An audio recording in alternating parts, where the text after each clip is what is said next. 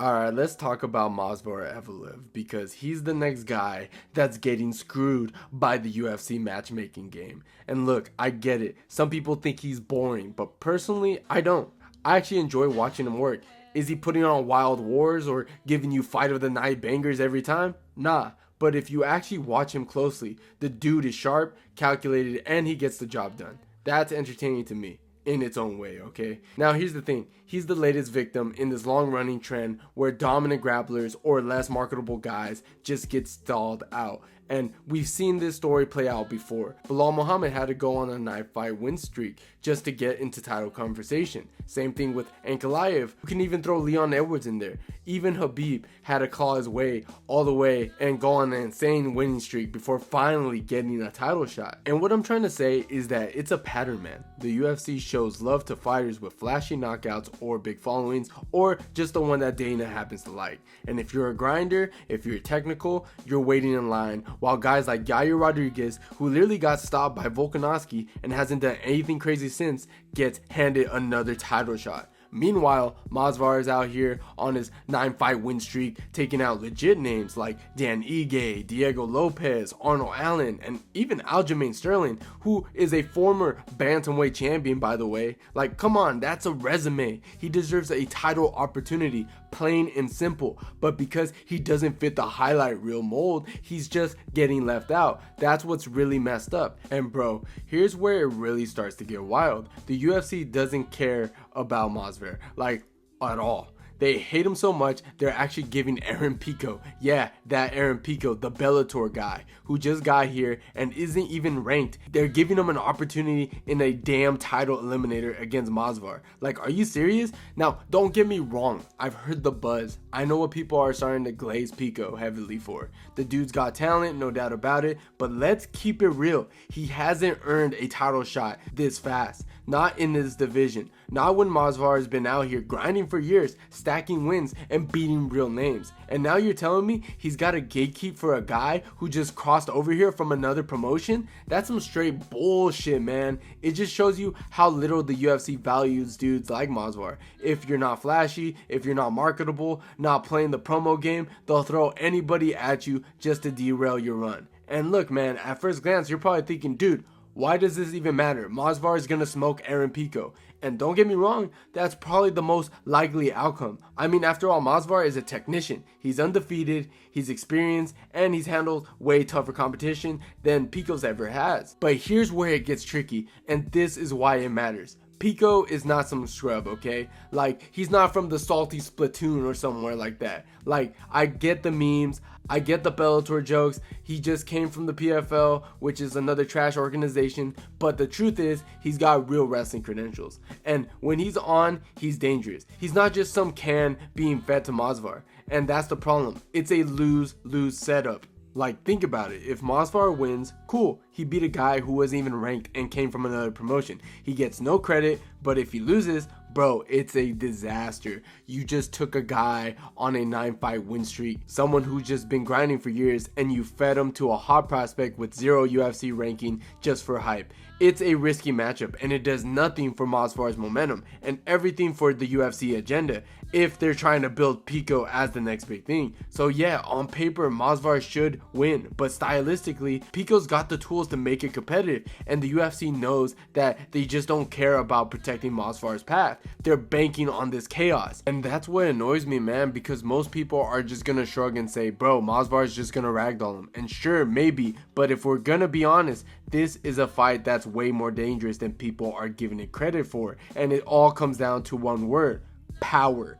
Pico has legit knockout power, and I'm not talking about wild haymakers. I'm talking about sharp, technical, clean punches that come out quick and land hard. The guy's boxing is crisp, I would say. His timing gotten way better. He doesn't need to load up. He just needs that one opening. And let's be real, Movsar's been hittable before. He's slick, but he's not untouchable. If Pico finds that chin early, then it's lights out. And the scary part, Pico doesn't need to win minutes. He just needs to win moments. That's what makes this fight dangerous. You could be watching Movsar do everything right for 3 straight minutes, and then boom, slip, overhand, fight over. That knockout threat is real. You can't sleep for a second with a guy like Pico, especially when he throws with that kind of speed and confidence. Now, add in the fact that Pico can stuff a few takedowns or even just make Movsar work for them, and suddenly you've got a fight playing out on the feet that's longer than Movsar wants.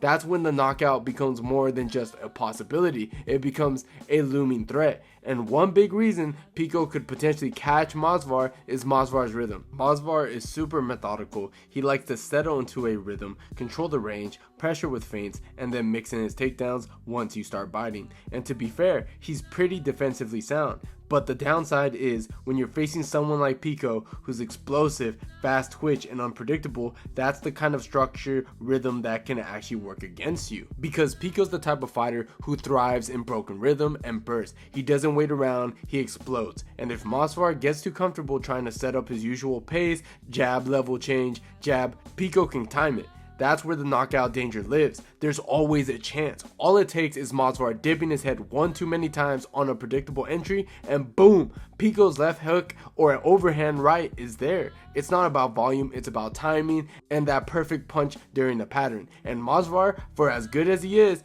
does fall into patterns. That opening shot, that's how Pico can land the kill shot. And look, I'll be honest, his style is cool, I'm not knocking that. But biasly, I just don't like the idea of someone coming over from another promotion, especially when they weren't even the champion over there. Like if Pico had been the Bellator or PFL champ, alright, maybe you can make a case, but he wasn't even that. He didn't run those divisions, and now he's stepping into the UFC getting pushed like he's a top tier already. And that annoys me. That kind of thing messes with the UFC's credibility. You're telling me a guy like Movsar's got to grind through the rankings for years, beating killers back to back, and Pico just skips the line for a title eliminator? That's wild to me. And that's the thing, man. If you wanted to test Pico, cool, give him someone ranked, someone like in the 7th, 10th range. Let him earn his way up. But jumping straight into a title eliminator, that is insane, and it's sketchy. It's super sketchy. It's like the UFC just throwing hype at the wall hoping something sticks instead of respecting the order and the grind of guys who are putting in the work for years.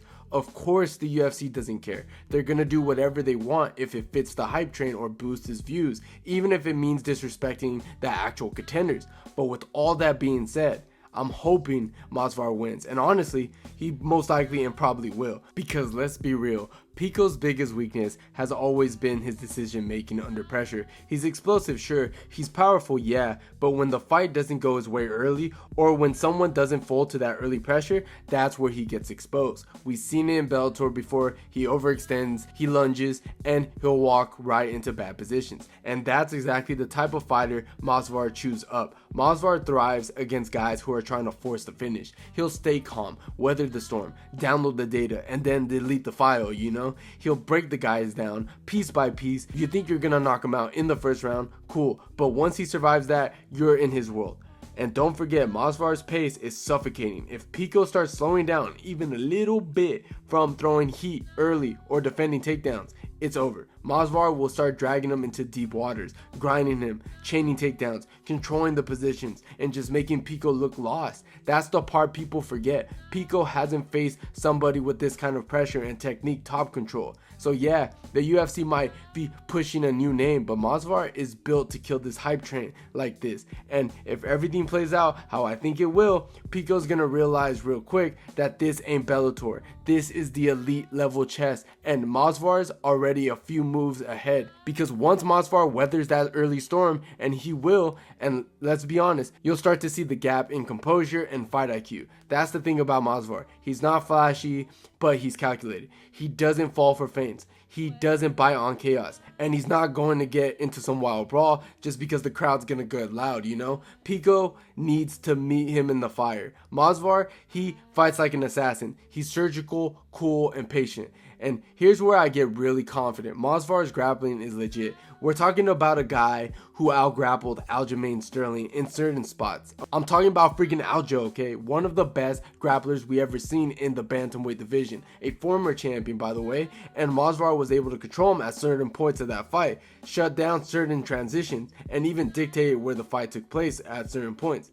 That's not normal. That's elite level control. So if he can do that to Aljo, I'm not too worried about how he can handle Aaron Pico. Add in Movsar's gas tank and it's a nightmare matchup for Pico because yeah, Pico is explosive, but what happens when that explosiveness doesn't work? When Movsar is still in front of him in round 2, calm, level changing, dragging him to the mat, that's where the cracks show. All that fast twitch muscle turns into dead weight when you're getting smothered by a guy who doesn't slow down. And it's not just physical, it's mental too. Movsar breaks dudes mentally. He makes you question every shot, every sprawl, every second of defense. And once that doubt starts creeping in, it's pretty much over. Movsar starts taking over minute by minute until you're drowning with no answer. So yeah, the UFC can try to build a new star, but Movsar is the wrong guy to send that hype train through.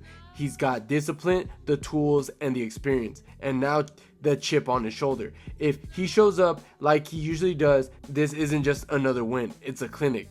But look, I'm not sitting here rooting for Pico to lose just to hate on the guy. If he wins, cool for him. I'm not going to be salty. I'll be happy for the guy because he's getting a big opportunity. Sure, he's cutting the line and making noise, especially coming from another promotion. That's dope for him.